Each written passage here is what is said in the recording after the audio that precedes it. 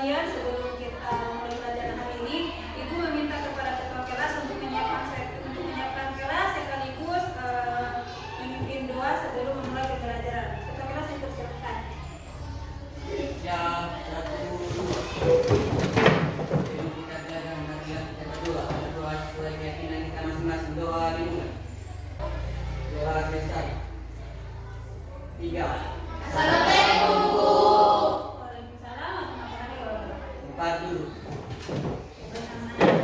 Kita mengecek harinya terlebih dahulu. Ada yang tidak hadir? Ada semua ya? Ya, Bu. Baik, sudah siap menerima pembelajaran hari ini? Siap, Bu. Oke, coba kalau sudah siap, Ibu mau lihat semangatnya dulu nih. Masih semangat tak siang-siang begini? Coba tepuk semangat.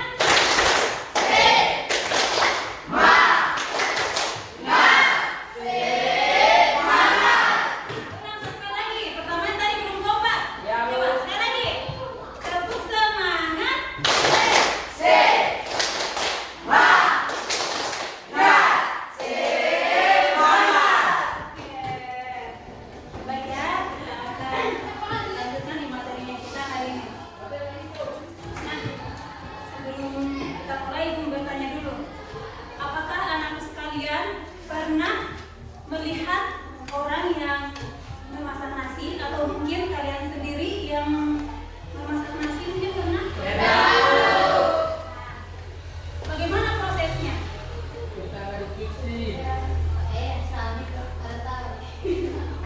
Bagaimana? Panci. Kenapa pancinya? Oke, ambil panci, isikan beras, dicuci, terus dimasak. Nah, tadi katanya habis dicuci dimasak. Nah, kita akan belajar prosesnya. Kalau misalkan Ibu bertanya, apakah proses pemasakan nasi itu penting untuk kita ketahui? Penting. Nah, kenapa misalkan penting? Kenapa? Nah, supaya kita tidak salah. Kayak misalkan tadi katanya sudah dicuci langsung dimasak. Jangan sampai sudah dicuci langsung dimasak, disimpan di atas kompor, tidak ditaruhkan air, kan bisa gosong dan juga nasinya itu tidak masak. Makanya prosesnya itu, alurnya itu harus kita ketahui bahwasanya pertama disiapkan dulu pancinya, disiapkan berasnya, disiapkan airnya. Nah, setelah itu berasnya disimpan di dalam panci, dicuci bersih. Setelah dicuci bersih, dimasukkan air ke dalam beras, terus dimasak. Yang baik dimasak di dapur atau di rice cooker. Nah, setelah itu ditutup, setelah itu dinyalakan on off-nya, kan? Dan ditunggu sampai nasinya matang. Nah, itu adalah proses dan itulah yang akan kita pelajari hari ini. Ya, anak sekalian. Jadi hari ini tuh kita akan belajar mengenai coding. Namun sebelum Ibu menjelaskan lebih dalam, Ibu ini anak sekalian, kalian akan menjawab soal atau asesmen diagnostik, asesmen awal menggunakan handphonenya kalian atau Chromebooknya kalian yang ada di depannya kalian. Boleh? Oke ya? Oke, silakan HP-nya disiapkan. Masuk di Google Chrome-nya, masuk di Chrome-nya. Nah, sudah masuk di Chrome. Nah, di situ, di mesin pencarian situ nih, tuliskan alamat email yang ini, joinmyquiz.com. Ini tidak ada spasinya ya, satu kali jalan. Sudah bisa? Bisa.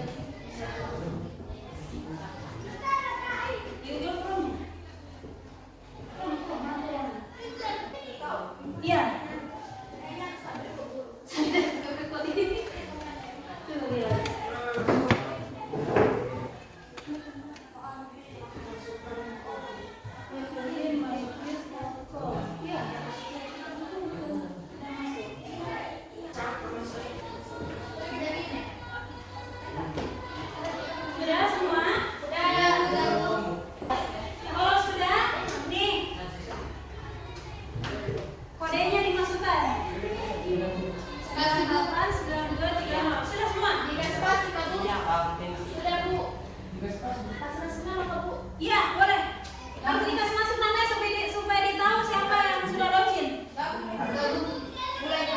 Sudah semua ya? Sudah semua? Sudah mulai semua? Sudah 13, baru 13, satu lagi. Oke.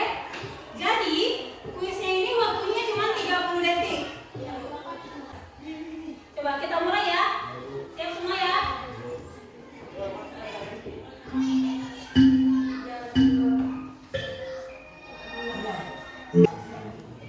Sardia, Rizwan, betul ya? Muhammad Ikram, Ridwan, Agil, Vanessa. Vanessa sudah selesai ya? Gak apa-apa ya, tidak apa-apa. Biar salah tidak apa-apa. Ini kan masih tes awal. Ya, Muhammad Abid masih satu soal lagi. Ridwan juga 2 soal lagi. Rizwan sudah selesai ya. Posisi teratas. Bisa Diva sama Farel. Oke, sudah selesai ya. Jadi mungkin seperti itu gambaran yang akan kita pelajari. Oke, baik, anak sekalian, kita lanjut di materi ya. Baik, anak-anakku sekalian, kita tadi sudah tes awal.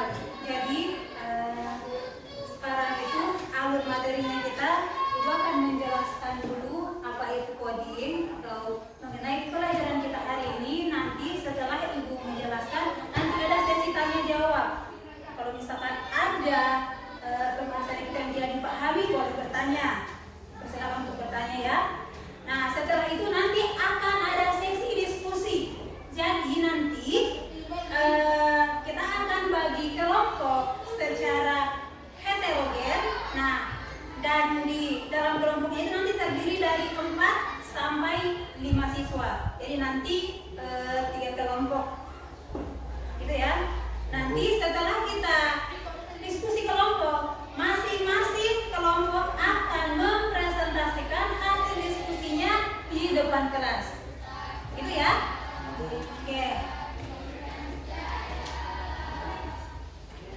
Oke, baik, anak sekalian, sudah ada di layar bahwasanya pembelajaran kita adalah coding dan kecerdasan artifisial. Materinya kita adalah berpikir komputasional. Nah, oke, tujuan pembelajarannya kita adalah setelah mengikuti pembelajaran diharapkan kepada anak sekalian, kepada peserta didik mampu menjelaskan pengertian berpikir komputasional. Itu yang pertama. Yang kedua, mengidentifikasi langkah-langkah berpikir komputasional. Dan yang ketiga adalah menerapkan dekomposisi, pengenalan pola, abstraksi, dan algoritma dalam contoh kasus sederhana. Jadi tujuan pembelajaran itu adalah di sini ada 3 yang harus dicapai oleh peserta didik. Oke, kita lanjut. Nah, sebelum kita bahas tentang berpikir komputasional, kita lihat dulu deh, apa itu coding. Nah, jadi coding itu adalah cara memberi perintah kepada komputer menggunakan bahasa yang dimengerti oleh mesin. Atau kata lain bahwa coding itu adalah kegiatan yang dimana kamu memberitahukan komputer apa yang harus dikerjakan untuk kamu. Nah, perhatikan di sini bahwa kegiatan yang dimana kamu memberitahukan komputer apa yang harus dia kerjakan untuk kamu. Nah, anak sekalian mungkin pernah mengakses yang namanya Canva?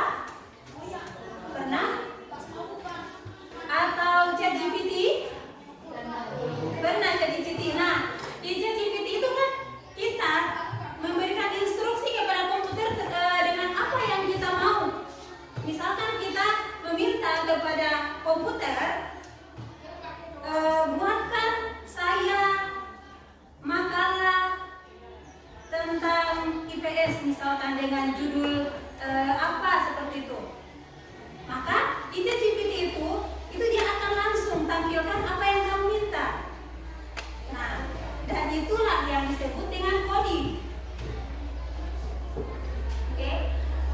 Manfaat belajar coding adalah melatih logika dan kreativitas. Jadi nanti perhatikan, kita akan menghubungkan prinsip berpikir komputasional dengan coding. Nah, kita lihat bahwa di sini pemahaman mengenai berpikir komputasional. Berpikir komputasional adalah cara berpikir untuk memecahkan masalah. Cara berpikir kita untuk memecahkan masalah dengan menggunakan prinsip-prinsip yang digunakan dalam ilmu komputer. Nah, perhatikan. Berpikir komputasional melibatkan 4 prinsip utama yang diterapkan langsung ke dalam praktik coding. Nah, jadi berpikir komputasional adalah cara berpikir untuk memecahkan masalah. Cara berpikir untuk kita memecahkan masalah. Nah, tadi kaitannya dengan coding tadi, bahwa coding itu adalah bagaimana kita kita memerintahkan komputer tadi untuk menjalankan apa yang kita inginkan dengan tadi menggunakan prinsip-prinsip yang digunakan oleh ilmu komputer. Jadi 4 prinsip yang kita gunakan untuk memecahkan masalah tersebut. Nah, nih prinsip dasar berpikir komputasional itu ada 4. Yang pertama adalah dekomposisi. Yang kedua adalah pengenalan pola. Yang ketiga adalah abstraksi, dan yang keempat adalah algoritma. Nah, dekomposisi. Kita masuk di contohnya supaya kita lebih memahami lagi seperti apa sih itu dekomposisi. Nah, contoh masalahnya misalkan menyiapkan acara ulang tahun di rumah. Nah, kita menganggap bahwa acara ulang tahun itu adalah masalah yang besar. Kenapa? Karena kalau kita pikirkan memang itu masalah yang besar, karena bagaimana konsumsinya, bagaimana dekorasinya, bagaimana orang yang akan kita mengundang. Makanya itu permasalahan yang diselesaikan dengan menggunakan dekomposisi, membagi beberapa masalah menjadi bagian kecil sehingga mudah diselesaikan. Nah, di sini menentukan daftar tamu. Tentunya di sini kita akan membuat semacam kepanitiaan. Yang tuan rumah misalkan dia membuat kepanitiaan menentukan daftar tamu.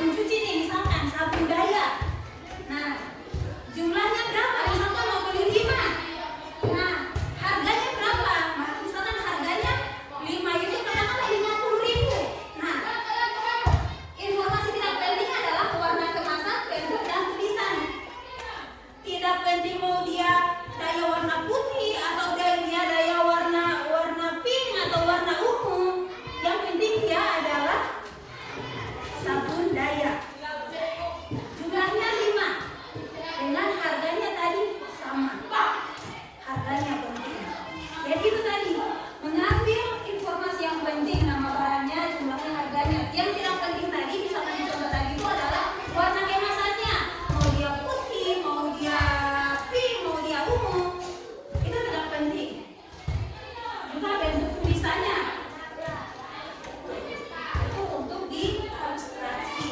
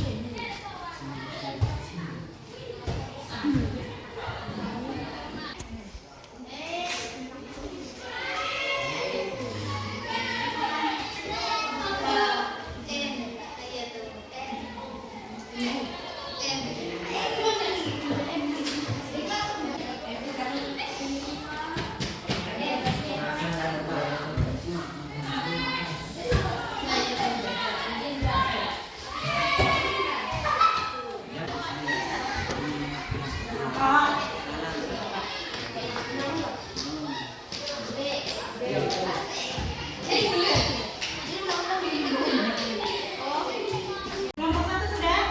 Oke, baik anak sekalian, sebelum kita diskusi, kita ice breaking dulu biar lebih fresh lagi ya. Oke, boleh berdiri, silakan berdiri.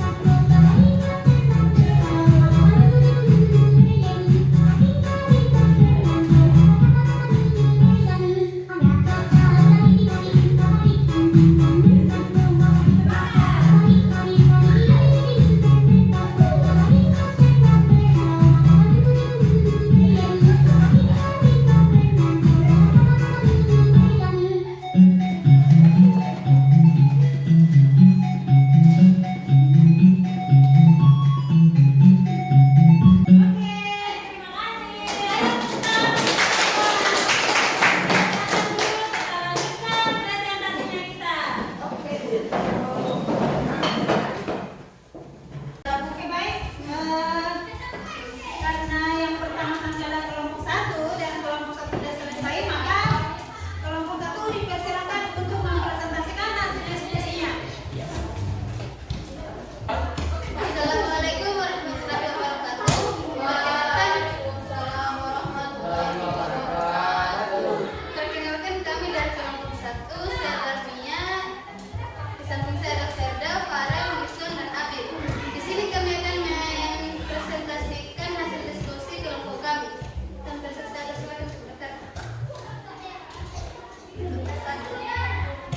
Nurul sedang membuat gelang dari manik-manik yang berbentuk bulat. Urutan warna manik-manik pada gelang tersebut adalah kuning, merah, biru, dan hitam. Selama 4 warna manik tersedia, Nurul tidak akan mengubah urutan warnanya. Setelah memasukkan manik tersebut, salah satu warna manik-manik habis, Nurul akan meneruskan membuat gelang yang tersedia dengan catatan manik-manik yang bersebelahan tidak boleh berwarna yang sama. Berdasarkan yang tersedia manik-manik dan urutan warnanya, berapa banyak manik-manik yang dapat adakah sisa dari manik-manik tersebut dirangkai? Kesimpulannya adalah manik-manik yang dapat dirangkai ada 34 manik-manik dan sisa manik-maniknya 1. Warna yang dapat dirangkai ada warna kuning ada 10, merah ada 11, biru ada 7, hitam ada 5. Dan sisa manik-manik yang tidak dapat dirangkai ada 1, yaitu warna merah. Tugas 2. Susunlah langkah-langkah sederhana dan bentuk teks membuat mie instan. Selesaikan dengan menggunakan konsep algoritma. Rebus mie dalam air mendidih sesuai waktu yang tersedia di kemasan.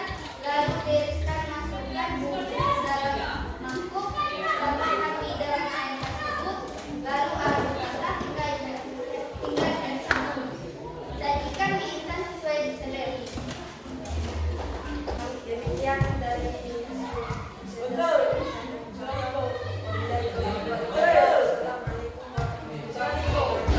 Waalaikumsalam warahmatullahi wabarakatuh.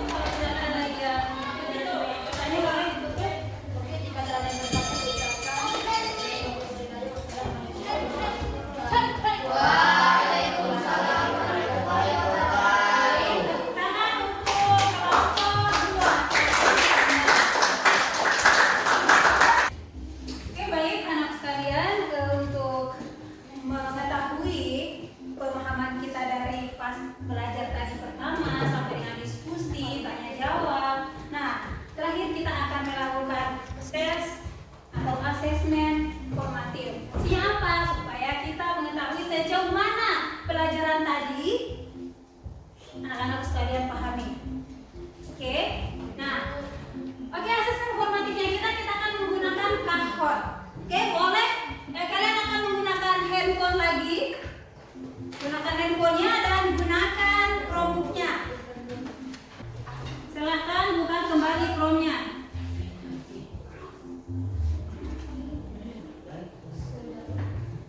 Sudah? Nah, kalau sudah masuk di Chrome-nya, silahkan ketikkan ini.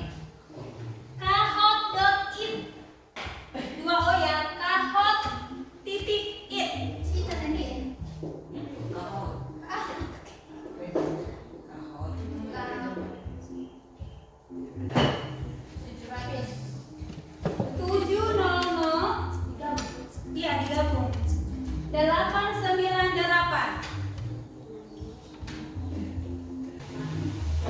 Siap semuanya ya.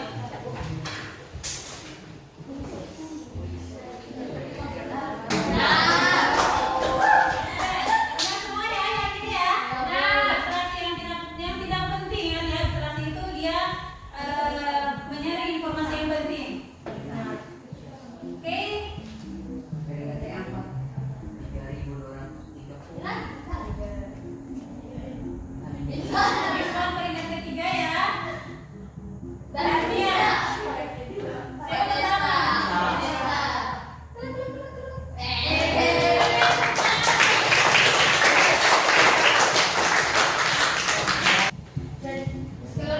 Ya. Oke. Bagaimana perasaannya hari ini? Kenapa senang? Bisa belajar. Bisa mengetahui ilmu. Ilmu apa? Berpikir komputasional. Oke, baik. Baik anak sekalian, ke pertemuan hari ini cukupkan sampai di sini. Coba kita bertemu lagi minggu depan.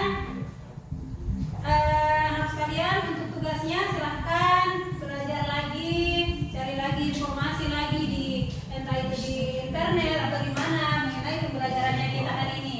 Dan insya Allah minggu depan kita masih akan mengulang sedikit lagi tentang pembelajaran hari ini. Mungkin kita akan lebih perdalam lagi di abstraksi dan dekomposisi. Namun sebelum itu mungkin LKPD-nya tadi dikumpul ya.